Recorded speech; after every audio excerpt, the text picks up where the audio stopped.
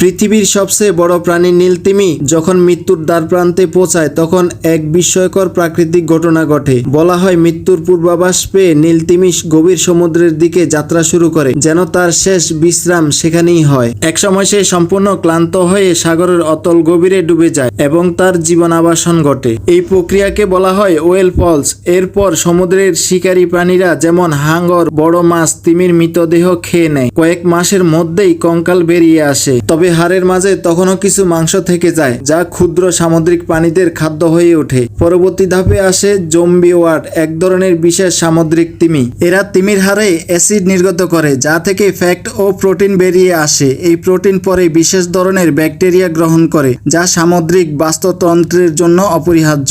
একসময় তিমির হাড়েও ধীরে ধীরে ক্ষয়ে যায় এবং সমুদ্রতলে মিশে যায়। এর ফলে সেখানে জন্ম নেয় বিভিন্ন সামুদ্রিক উদ্ভিদ, যা আবার নতুন প্রাণীদের আবাসস্থল তৈরি করে। পুরো এই প্রক্রিয়া সম্পূর্ণ হতে প্রায় 100 বছর লেগে যায়। এই কারণেই বলা হয় নীল তিমি মৃত্যুর পরেও অসংখ্য প্রাণীর জীবন বাঁচায়। এতক্ষণ ভিডিওটি দেখার জন্য ধন্যবাদ।